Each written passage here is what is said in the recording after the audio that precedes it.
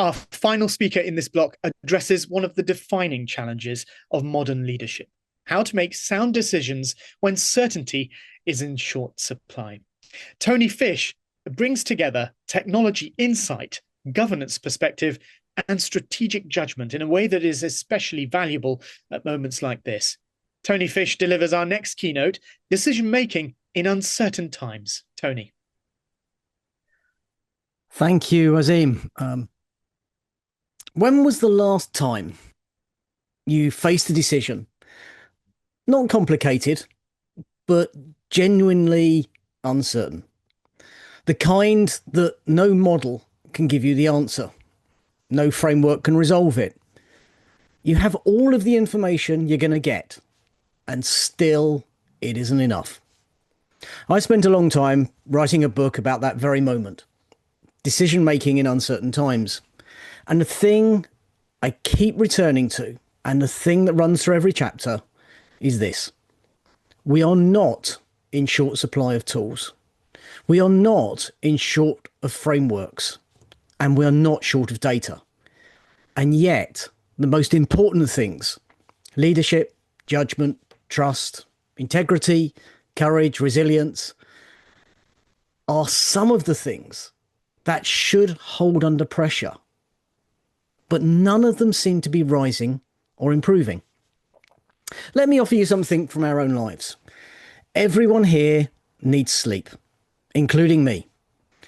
But have you ever tried to fall asleep by willing yourself to sleep? You lie there. The conditions are right. It's dark, it's quiet, and you're tired. But something wrestles with your mind. And the harder you try, the more awake you become. Sleep cannot be constructed. You cannot will it into existence. You can only tend to the conditions and then wait. It may come or it may not. And that is the nature of it. That gap between the right conditions and the thing itself has a name. Consurgence. Consurgence is what arises when you stop trying to build it and instead tend to the conditions. It's actually an old word. The English language dropped it because it preferred the language of making things happen, of building, constructing, optimizing, efficiency. Consurgence, tending to the conditions, was seen as weak, unmeasurable. But there is the point. Not everything for a successful strategy can be constructed. Some things only arise. And the question that should keep sitting at the centre of every leadership conversation is this. What are we building or optimising for that is quietly destroying the very conditions for something critical to arise? Let me show you what I mean. Think about leadership. Not the training program, not the competency framework, not the succession plan. Those are real, all necessary. But the leader who changes a room by simply being in it, who holds a team steady when everything else is failing. That is not constructed. It arises from experience, from character, from 10,000 small moments of consistency that no framework measures. You can create the conditions for that kind of leadership to develop, but you cannot manufacture it. Think about trust. Have you ever tried to build trust, really build it, with a process, a program, that workshop? You know what happens. Your team senses it immediately. The very act of constructing it signals that it isn't there. Trust doesn't get built. Trust consurges. It arises from consistency, from safety, from time. You can tend to those conditions, but you cannot manufacture the outcome. How about resilience? Every organisation I work with has a resilience framework, a plan, a checklist. But when the real moment arrives, the checklist is in a drawer. What holds is not the framework.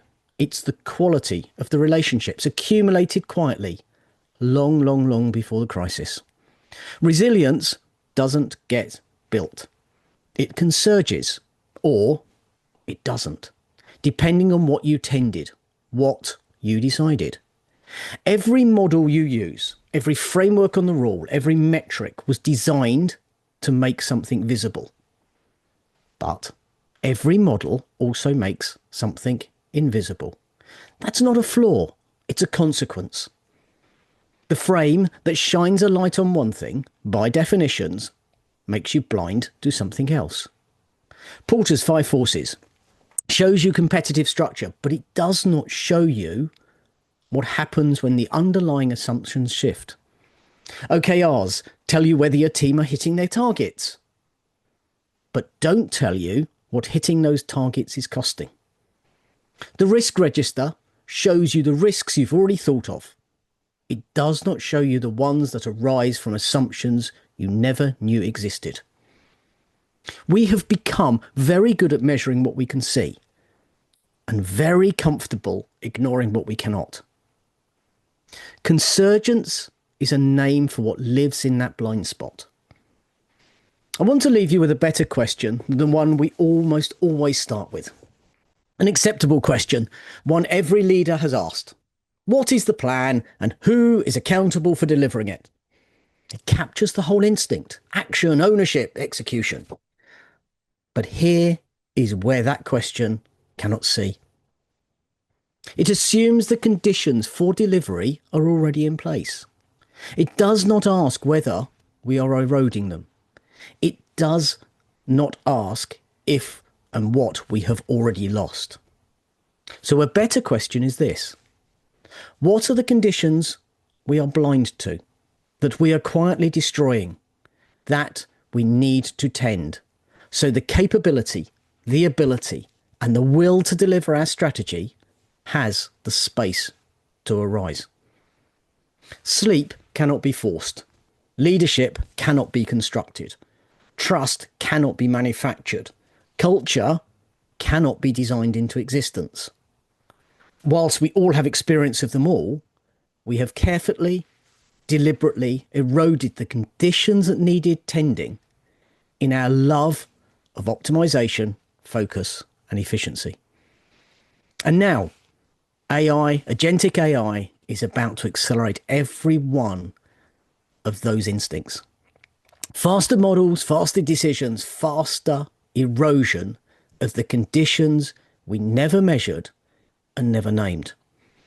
I wrote Decision Making in Uncertain Times because the hardest decisions we face are not solved by better tools. They are navigated by people who understand what tools cannot see. That is the work.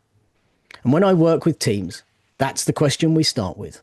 And it changes every conversation that follows. And probably the question and answers we're now going to go towards.